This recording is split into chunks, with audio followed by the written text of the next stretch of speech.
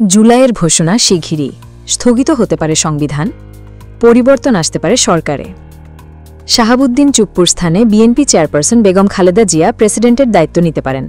এক্ষেত্রে উপদেষ্টা হিসেবে বিএনপি, জামায়াতসহ বিভিন্ন রাজনৈতিক দলের প্রতিনিধিরা স্থান পাবেন। জুলাই মাসের শুরুতেই ঘোষিত হতে পারে জুলাই ঘোষণা।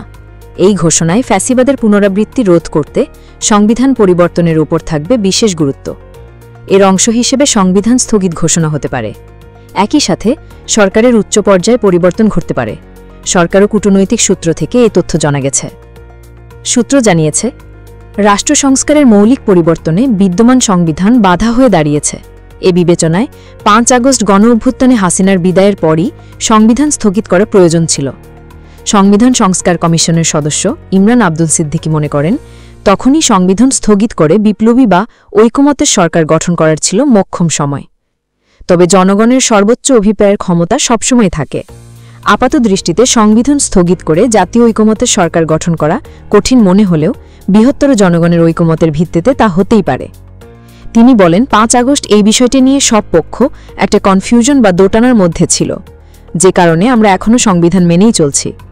বিপ্লবোত্তর পরিবেশে তখন সংবিধান স্থগিত করে খুব সহজেই নতুন সরকার শপথ নিতে পারত। সেটি সম্ভবও ছিল। আমরা এখনও সংবিধান অনুসরণ করছি।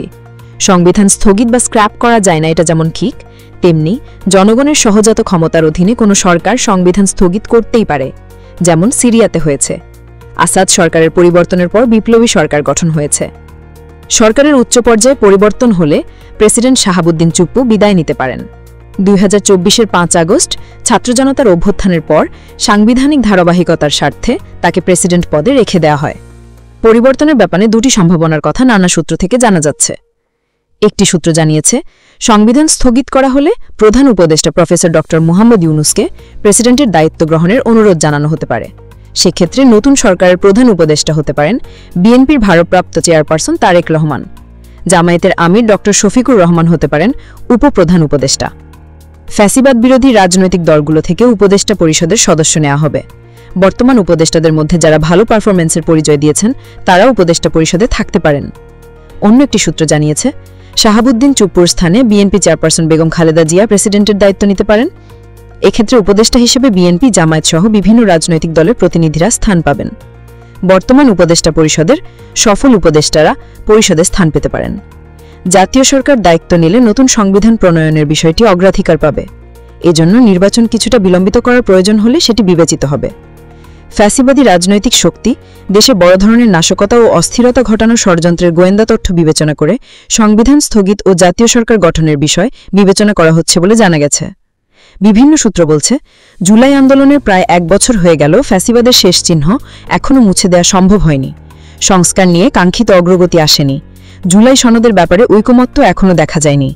জুলাই সনদ ঘোষণা করা যাবে কিনা তা নিয়ে রাজনৈতিক অঙ্গনে সন্দেহ রয়েছে। শাহাবুদ্দিন চুপ্পুকে রাষ্ট্রপতি রেখে অন্তর্বর্তী সরকার কার্যকর কোনো নিয়ন্ত্রণ আনতে পারেনি। ফ্যাসিবাদের আমলাতান্ত্রিক কাঠামোর ওপর এখনও সরকারকে নির্ভরশীল হয়ে থাকতে হচ্ছে।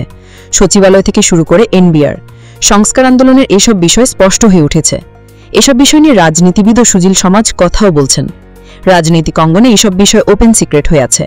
এই কারণেই ৭২-এর সংবিধান স্থগিত করার কোনো বিকল্প নেই বলে রাজনৈতিক ঐকমত্যও রয়েছে।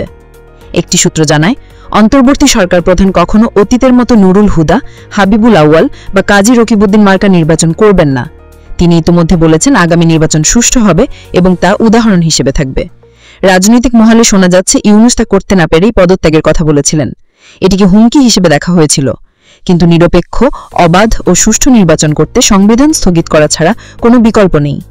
হাসিনা আমলের রাষ্ট্রপতি হিসেবে শাহাবুদ্দিন চুপ্পুকে এ কারণেই নিয়োগ করা হয়েছিল আগাম রাজনৈতিক বিবেচনায়। একই কারণে ভারতে নির্বাসনে থেকেও হাসিনা আওয়ামী লীগের নেতৃকর্মীদের আভাস দিচ্ছেন তিনি চট করে দেশে ফিরবেন। এই অবস্থা চলতে পারে না। জুলাই বিপ্লবের অসমাপ্ত কাজ সম্পন্ন করতে সংবিধান স্থগিত করে জাতীয় ঐকমত্যের সরকার নতুন করে তার দায়িত্ব শুরু করতে পারে। তাহলে নির্বাচনের পর নির্বাচিত সংসদ সদস্যরা শপথ নিতে পারবেন নতুন রাষ্ট্রপতির হাতে, যার গ্রহণযোগ্যতা আছে বাংলাদেশের সবার কাছে। আপসহীন নেত্রী বেগম খালেদা জিয়া এবং অন্তর্বর্তী সরকার প্রধান ড. মুহাম্মদ ইউনূস এমন দুজন ব্যক্তি।